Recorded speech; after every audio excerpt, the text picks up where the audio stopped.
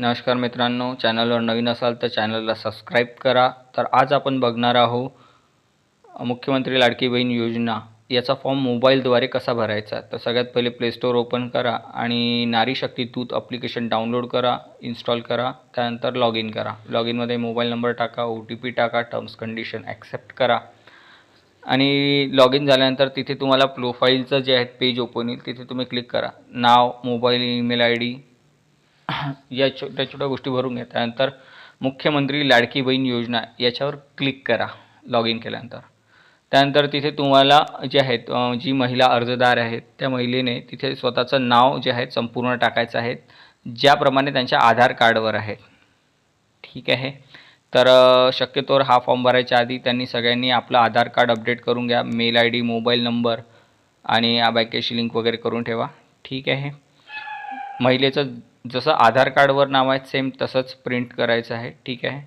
लग्न झालं असेल तर पतीचं नाव तिथे मेन्शन करायचं आहे आणि लग्न वाचलं असेल तर वडिलांचं नाव तिथे मेन्शन करायचं आहे।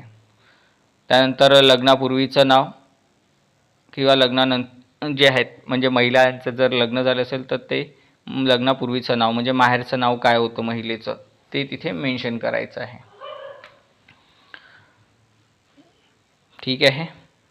जन्मदिनांक जे आहेत त्यानंतर तुम्हाला खालचा बॉक्स दिसत आहे डेट ऑफ बर्थ, त्यामध्ये तुम्हाला DDMM या फॉर्मॅटमध्ये तुमची डेट ऑफ बर्थ तिथे तुम्हाला फिल करायची आहे। ठीक आहे। म्हणजे बरेच चुकी करतात कारण की जे आहे ते MMDDY हा फॉर्मॅटसुद्धा फॉलो करतात। तर इथे काळजी घ्यायची गरज आहे, तुम्ही डेट ऑफ बर्थ जे आहे DDMM फॉर्मॅटमध्ये तुम्हाला भरायची आहे। ठीक आहे। अर्जदाराच्या त्यानंतर मला खाली दिसत असेल की अर्जदाराचा संपूर्ण पत्ता ब्रॅकेटमध्ये लिहिला आहे आधार कार्डमध्ये। ठीक आहे। आणि पुढचं काही नवीन अपडेट जे आहे तुम्हाला मिळावे तर करून घ्या। ठीक आहे। तर आधार कार्डप्रमाणे मला माहिती आहे जसं तुमच्या आधार कार्डवर तुमचा ॲड्रेस दिलेला आहे सेम तसं तुम्हाला ॲड्रेस मेन्शन करायचा आहे। ठीक आहे। त्यानंतर जिल्हा सिलेक्ट करा, तुम्ही तुमच्या ज्या जिल्ह्यात तुम्ही राहता तो जिल्हा सिलेक्ट करा। त्यानंतर ज्या गावामध्ये राहतात ते गाव शहर तुम्ही इथे सिलेक्ट करा। ग्रामपंचायत असेल ग्रामपंचायतमध्ये राहायचं ग्रामपंचायत, नगरपंचायतमध्ये असेल नगरपंचायत। ठीक आहे। नगरपालिकेत असेल तर नगरपालिका। या सर्व गोष्टी तुम्ही इथे एंटर करा। ठीक आहे। म्हणजे वरून एकदा पुन्हा बघून घ्या, तुमचा पत्ता आधार कार्डप्रमाणे असायला हवा। त्यानंतर जिल्हा, ग्रामपंचायत, त्यानंतर तुमचा पिनकोड हा नीट योग्य व्यवस्थित भरा, चुकवू नका। ठीक आहे।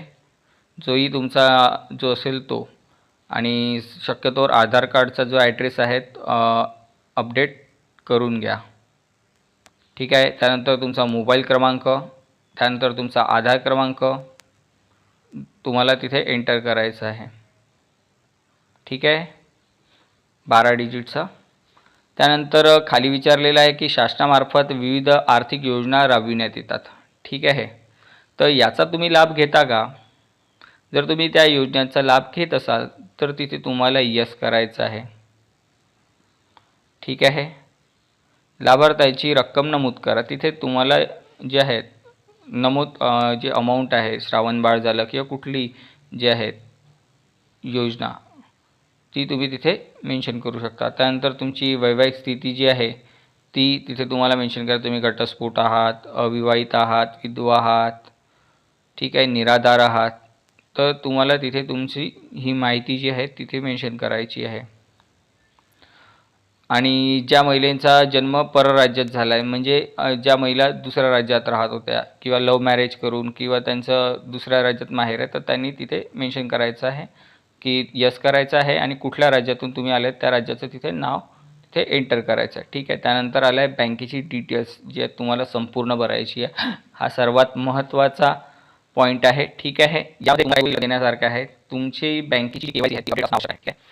त्यानंतर तुमचं बँकेचं खातं जे आहे ते आधार कार्डशी संलग्न असायला हवं। ठीक आहे। जेणेकरून DBTद्वारे डायरेक्ट तुमच्या अकाउंटमध्ये थेट राशी जमा होईल। ठीक आहे। यामध्ये तुमचा IFSC कोड, बँक क्रमांक या सर्व गोष्टी तुमच्या मेन्शन असाव्या। बँकेचं खातं नवीन स्वतः व्यक्ती असावं। ठीक आहे। आणि ते बँकेचं खातं आधार कार्डशी लिंक असणं आवश्यक आहे। तुमच्या वडिलांचं बँक खातं चालणार नाही, तुमचं स्वतः वैयक्तिक खातं असणं गरजेचं आहे। ठीक आहे। आणि बँकेत गेल्यानंतर तुम्हाला ते आधार कार्ड जे आहेत बँकेच्या अकाउंटशी लिंक करून मिळेल। ठीक आहे। सोबतच तुम्हाला बँकेचं जर खातं तुमच्याकडे असेल एक सेविंग अकाउंट तुमच्याकडे असणं आवश्यक आहे। म्हणजे शक्यतोवर सेविंग अकाउंटच द्या तुमच्याकडे जे आहे ते नॅशनलाइज बँकेचं। ठीक आहे।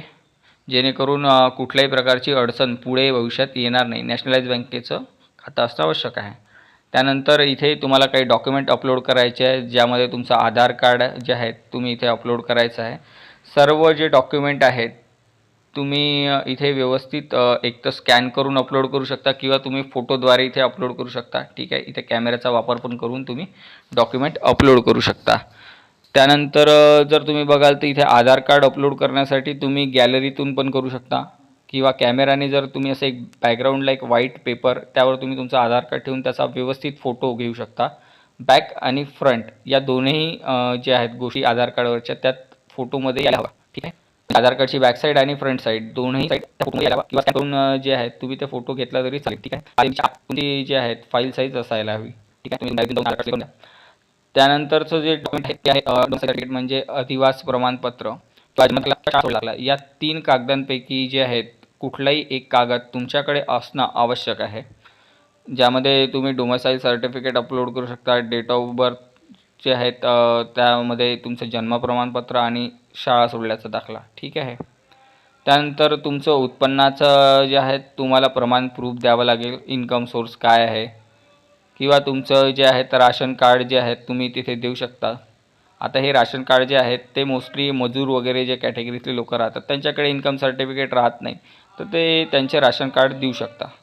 आणि जे नोकरीवर वगैरे आहेत तर ते आपलं स्वतःचं जे आहे त्यांच्याकडे शेती वगैरे आहे तर ते यामध्ये उत्पन्नाचा दाखला देऊ शकता. त्यानंतर डिस्क्रिप्शन बॉक्समध्ये मी हमीपत्र जे आहेत दिलेले आहेत ते तुम्ही गुगलवरनं पण डाउनलोड करू शकता.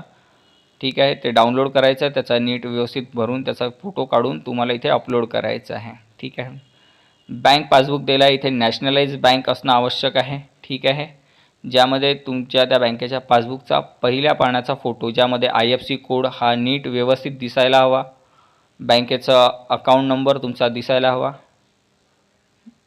ठीक आहे, त्यानंतर जर महिला परराज्यातील असेल तर त्यांच्या पतींची कागदपत्रे, यामध्ये त्यांच्या पतींचा रहिवासी पुरावा, डोमेसाईल, डेट जन्माचा दाखला, राशन कार्ड वगैरे इत्यादी कागदपत्रे जे आहेत तुम्ही एक व्यवस्थित जे आहेत मोठा फोटो किंवा स्कॅन करून ती सर्व डॉक्युमेंट एकाच याच्यावर स्कॅन करून तुम्ही ते अपलोड करू शकता. ठीक आहे, आणि सरतेशेवटी अर्जदाराचा फोटो जो आहे तो तुम्हाला तिथे तुमची जे आहेत सेल्फीद्वारे मोबाईल सेल्फीद्वारे तुम्ही घेऊन इथे अपलोड करू शकता. त्यानंतर एक छोटंसं टर्म्स कंडिशनचं पेज येतं, त्यावर क्लिक करा, चेक मार्क करा आणि स्वीकारा म्हणजे अर्ज ॲक्सेप्टेड करा. ठीक आहे, त्यानंतर माहिती जतन करा. माहिती जतन केल्यानंतर तुम्हाला सर्व माहितीचा एकदा प्रिव्ह्यू दाखवला जाईल. ठीक आहे, तुम्ही एकदा व्यवस्थित नीट चेक करून घ्या. ठीक आहे, ती माहिती चेक करून तुम्ही पुढे संदेश जतन करून सेव्ह करा. ठीक आहे, फॉर्मॅट सेव्ह करा. त्यानंतर तुम्हाला एक OTP येईल म्हणजेच रजिस्ट्रेशन नंबर प्राप्त होईल आणि तो तुम्ही सेव्ह करून ठेवून द्या. धन्यवाद. व्हिडिओ जर चांगला वाटला असेल तर व्हिडिओला लाईक आणि सबस्क्राईब करा, चॅनलला सबस्क्राईब करा आणि पुढचा अपडेट जर आहेत या योजनेसंबंधी काही अपडेट आला तर मी तसं या चॅनलवर अपडेट करेल, तर चॅनलला सबस्क्राईब करून ठेवा.